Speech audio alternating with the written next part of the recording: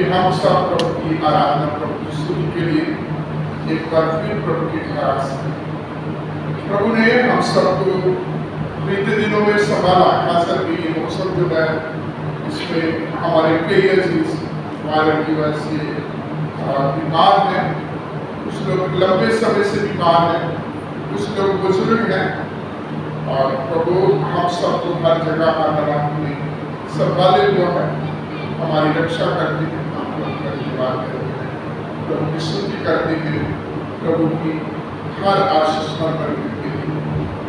आइए हम प्रभु की आशीषों के लिए प्रभु का धन्यवाद दें। हालेलुया, प्रभु तेरा धन्यवाद। Master, we worship you, hallelujah. We glorify your name, Jesus, hallelujah.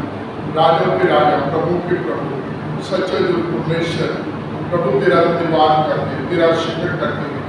आज के इस सुंदर समय के लिए तेरा धन्यवाद देते हैं पिता परमेश्वर।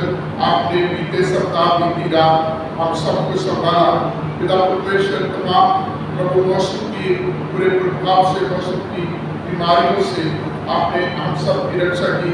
हमारे बीच में, हमारे पीढ़ियों की जिंदगियों में, उनके घरों परिवारों में अपनी दया, अपनी कृपा आपने बनाई रखी, जिसके लिए हम आपका धन्यवाद देते हैं, आपका शुक्र, आपकी तारीफ करते पिता। उन्हें पिता परमेश्वर हम सबको तंदुरुस्त रखा, स्वस्थ रखा और आज की सुबह दिखाई कि हम आपकी आराधना के लिए आपके घर में आ सके, आपका धन्यवाद दे सके। इस समय तेरे वचनों के ऊपर जब हम मनन करते पिता, आप हमसे बात करें, मनुष्य की नहीं बल्कि तेरी मर्जी हमारी जिंदगी से पूरी बनेगा। इस प्रार्थना को सुनी प्रभु यीशु मसीह के पवित्र नाम में, आमीन। याकूब की पत्री ये एक ऐसी किताब है जो नए नियम में नीति वचन की तरह मानी जाती है, हमारे व्यवहारिक जीवन के ऊपर बात करती है। यहाँ दो बातें पैरेलल चलती हैं, विश्वास और कार्य या फिर एक्शन। और याकूब जो है मैच्योर क्रिश्चियन कौन है उसके बारे में बताता है। पहले अध्याय में वो जो परीक्षा में स्थिर रहता है, वो जो बुरे समय आते हैं, बुरे हालात आते हैं, फिर भी वो प्रभु में कायम रहता है, फिर भी स्थिर रहता, अपने आप को वश में रखता है और वो निरंकुश नहीं होता। ऐसे लोगों को वो कहता है कि वो मैच्योर लोग हैं, वो प्रभु में सिद्ध लोग हैं। और ये किताब जो है इसलिए ये जो है याकूब ने लिखी है, आप सिद्ध बने, हम प्रभु में बढ़े और अपनी जिंदगी से प्रभु के नाम को ऊंचे उठा सके। दूसरे अध्याय में वो जो हमें वचन के सुनने वाले ही नहीं, वचनों के अनुसार चलने वाले बने। बड़ा क्लियर लिखा है, do not be the listener of the word but be the doer of the word. वचन को के अनुसार या वचन के ऊपर अमल करने वाले, वचन के ऊपर विश्वास ही नहीं बल्कि वचन को क्रियान्वित करने वाले, उसको अपनी जिंदगी में पूरा करने वाले बने। और दूसरा अध्याय जो आज हमारे बीच में पढ़ा गया है, ये हमारा बोलचाल, हमारी जुबान, हमारे शब्द, हमारे दिल की जो बातें हैं उनके ऊपर जो ये प्रभु का वचन आज कहता है। और आरंभ भी बड़े अलग तरीके से कहा गया है कि तुम में से ज्यादा उपदेशक ना बने। और जो उर्दू में हमारे बीच में पढ़ा गया उस्ताद, और ओरिजिनली यही है कि तुम में से ज्यादा टीचर्स ना बने।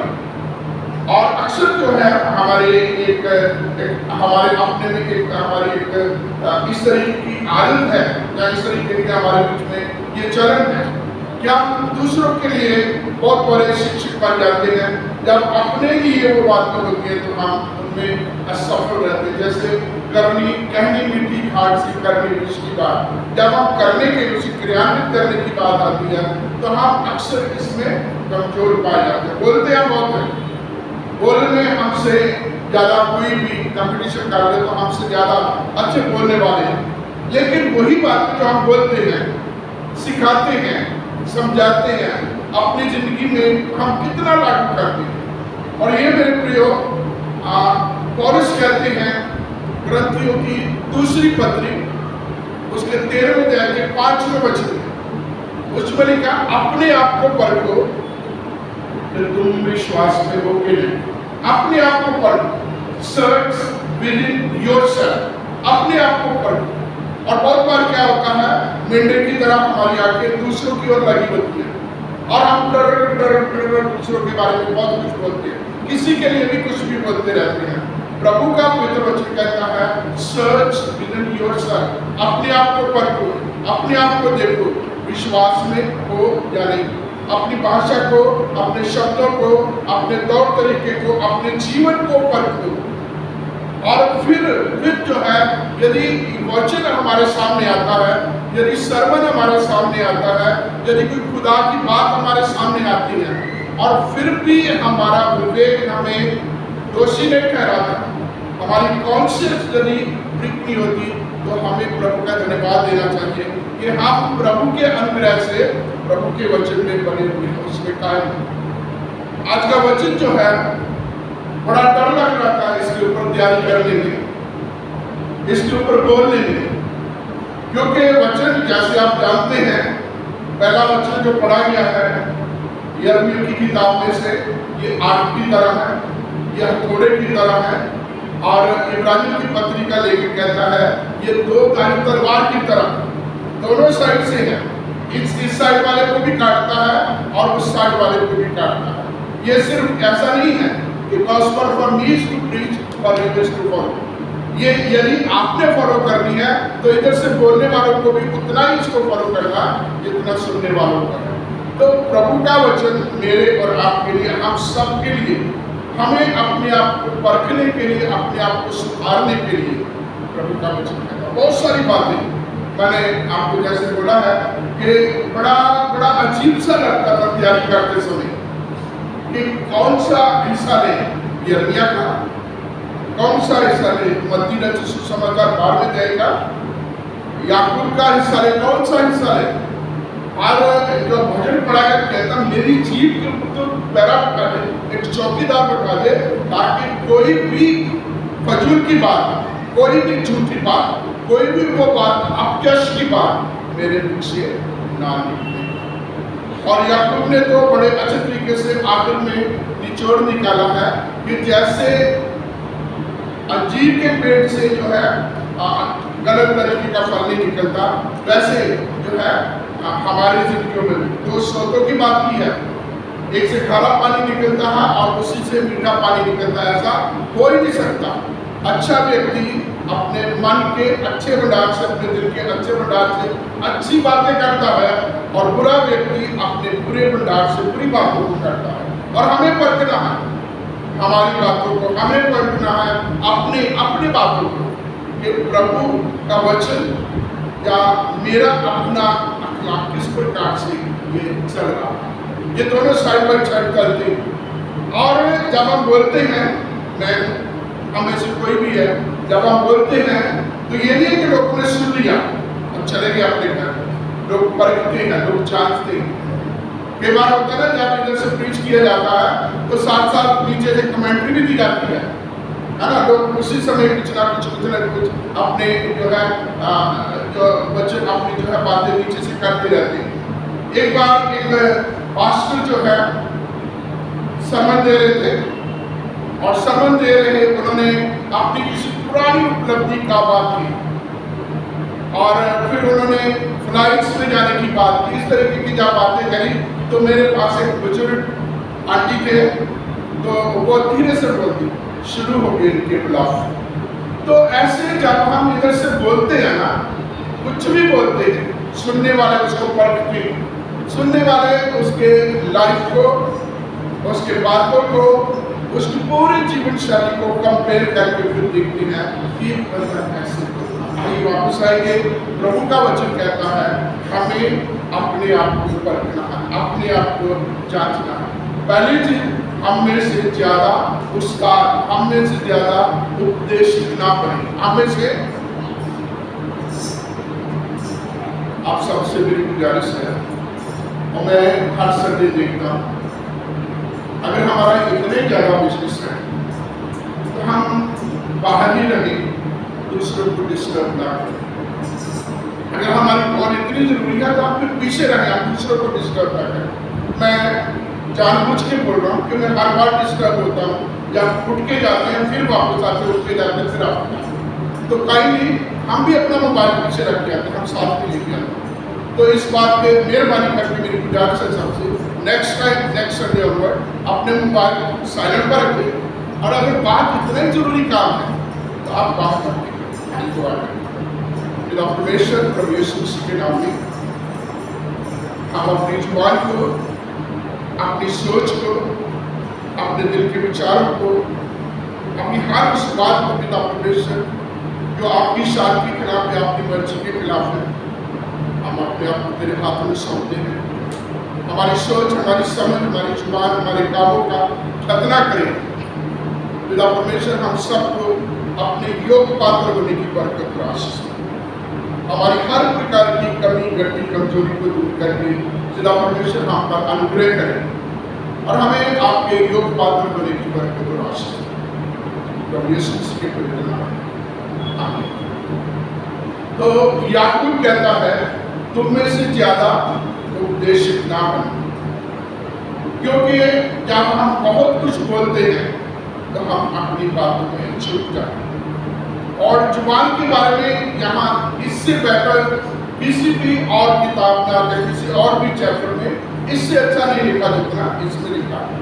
ये एक विषय है, ये एक आग है, ये हमारे जिस्म में एक नरक लोक है जो बड़ी बड़ी ढींगे मारता है। वचन में लिखा है, बड़े बड़े यंत्रों पर, बड़े बड़े खूंखार जानवरों के ऊपर, तमाम उन बातों को जिनके ऊपर कोई वश नहीं करता, उसने वश पा लिया। लेकिन इस अपनी जुबान के ऊपर किसी ने वश नहीं की, कोई भी अपने कंट्रोल में नहीं करता। ये छोटा सा टुकड़ा है, बड़ी बड़ी जो है बातें करता है। प्रभु का वचन कहता है हमें ऐसा नहीं है।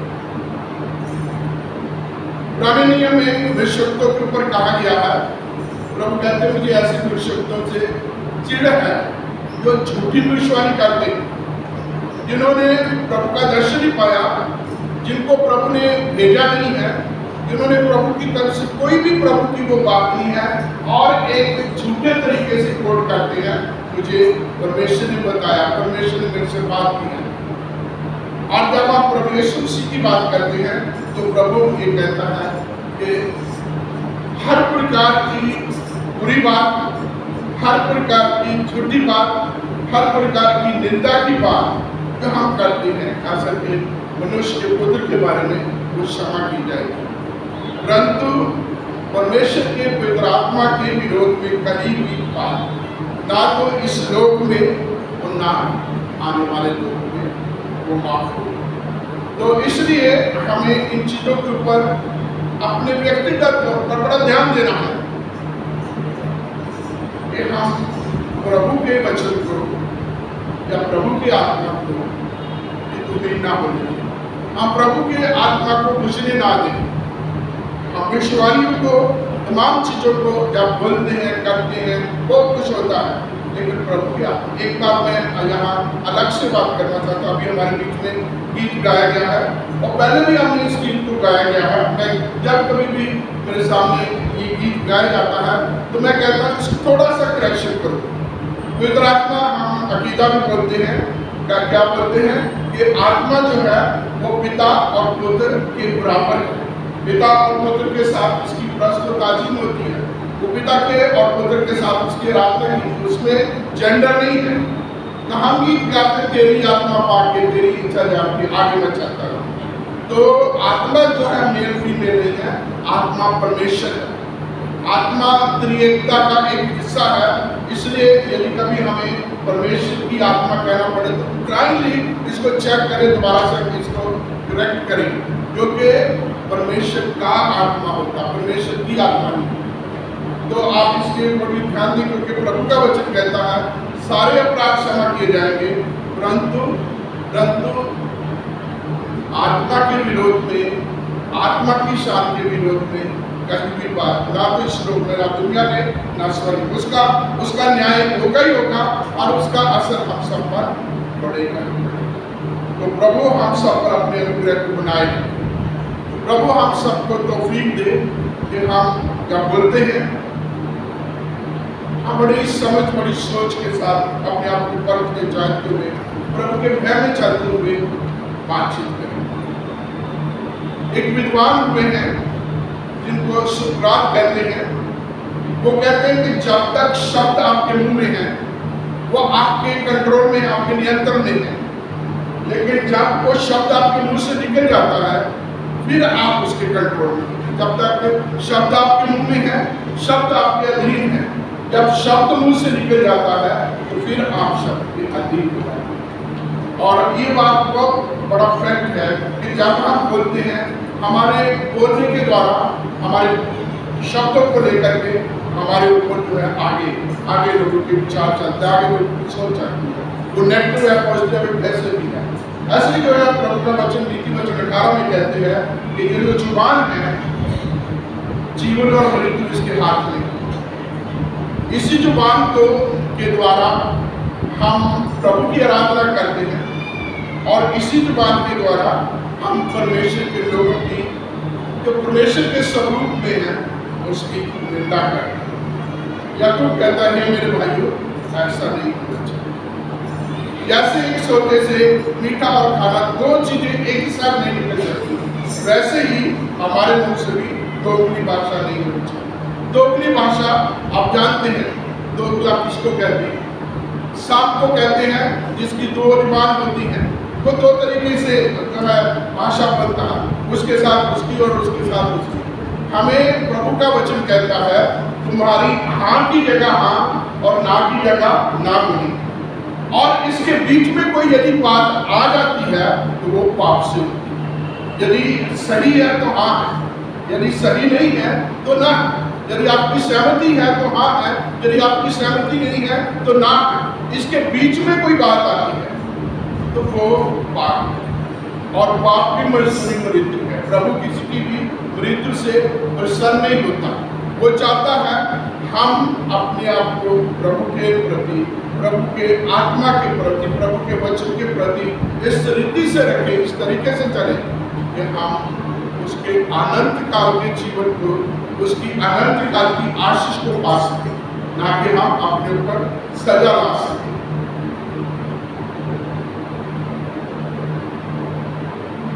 तुम्हारी हाँ की जगह हाँ और ना की जगह ना। और बहुत बार हमारी बातें ऐसी होती हैं, हम अलग अलग लोगों के साथ अलग अलग तरीके से बोलते जाते हैं और प्रभु कहता है तो अपने बच्चों से भी बचाना था। एक बार बारिश का दिन, एक व्यक्ति एक घर में जाता है और उस घर में बुजुर्ग लोग हैं और एक जवान लेडी है। और उस आदमी ने उस घर वालों को, बुजुर्ग माता को चावल और दाल दिए।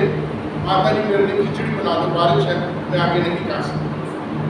तो ऐसे बातों में वो पूछने लगा ये कौन है, ये कौन है, ये कौन है। तो उस महिला के बारे में पूछा, जवान महिला के बारे में कहता कि ये मेरी बहू है और इसके हस्बैंड को फौज में। तो कहते यदि वो मर गए तो उसका क्या होगा? तो उस बुजुर्ग महिला को बहुत गुस्सा आया। गुस्से में आकर के उसने वो खिचड़ी उठाई, उसके झोली में डाली, निकल जा मेरे घर से। तो मेरे घर में शरण ले रहे तो मेरे को शराब देने के लिए बहुत मालूम है। हम ऐसे अनजाने में या जानबूझ के या शेखी में आप बहुत कुछ ऐसे बोल जाते हैं। अब कुल मिला के मैं एक ही बात कहना चाहता हूँ, बोलते समय रखना है अपने आप को, जांचना है अपने आप को, अपने अंदर की बातों को देखना हम कैसा बोलते हैं।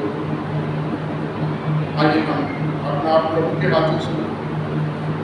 वचन बोल सकते हैं, बोले नहीं जाते, मुंह बातों को जब तक ताला लग जाता है, क्योंकि कहना बड़ा आसान है लेकिन करना मुश्किल हो जाता है।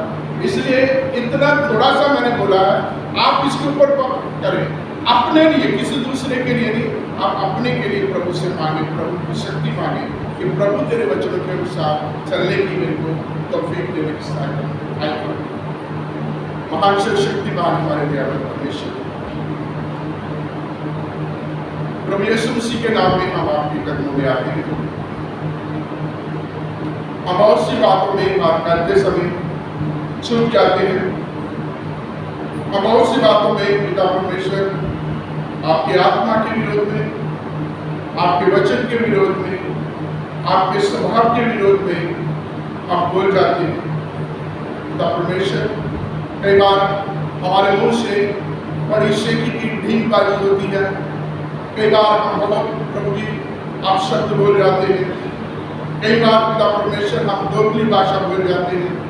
कई बार घमंड की भाषा आती है, कई बार झूठ की भाषा आती है, कई बार और ऐसी अनुचित बातें हमारे मुंह के द्वारा, हमारी जीभ के द्वारा बोली जाती हैं। आपसे विनती करते हैं कि जैसे मेरा बंदा 2019 में कहता है कि मेरे मुंह के बोल और मेरा मन का वचन तुझे ग्रहण हो। पिता परमेश्वर, हम भी ऐसे ही चले कि हमारे मुंह के बोल और हमारे मन की सोच, हमारे दिल के विचार आपको ग्रहण हो। उनमें कुछ भी खोट, कुछ भी अनुचितता, कुछ भी ऐसी बात ना हो जो प्रभु आपकी मर्जी के खिलाफ हो। कोई भी ऐसी बात ना हो जिससे किसी को ठोकर लगे, किसी के ख्याल चाल के खिलाफ कोई ऐसी बात, बल्कि हर बात में हम अपने जीव के ऊपर अंकुश लगा के, हम अपने शब्दों के ऊपर अंकुश लगा के हम वही बातें बोले पिता परमेश्वर जो सुहावनी है, जो मनभावनी है, जो उचित है, जो प्रशंसा की बातें हैं, जो पवित्र बातें हैं, वही बातों के ऊपर मन लगाए जिनसे भाईचारे की वृद्धि बढ़ती है। वो बातें जिनसे पिता परमेश्वर हमारे बीच में एक अच्छा माहौल बना रहता है प्रभु, जिससे हमारी गलत फहमियाँ दूर होती हैं। हम ऐसे विचार रखें, ऐसा बोल बोले जिससे तफरका नहीं बल्कि आपसी प्रेम बढ़ सके। प्रभु, मेरे तमाम प्रिय भाई बहनों, जवान बच्चों पर, हम सब पर, मुझ पर तेरी बहुत अनुग्रह, तेरी बड़ी दया, तेरी कृपा हो, ताकि पिता परमेश्वर हम अपने आप को बड़ी नम्रता और बड़ी दीनता के साथ आपके हाथों में समर्पित करें। आपके वचन को गंभीरता के साथ लें, बोलने वाले ही नहीं करने वाले भी बने। बोलने वाले ऐसा ना बोले जैसे परमेश्वर का वचन, ताकि सुनने वालों पर अनुग्रह हो जाए और जिससे आपको महिमा, आपकी स्तुति हो सके। इस प्रार्थना को सुने हमारे प्रभु और उद्धारकर्ता यीशु मसीह के नाम में। आमीन।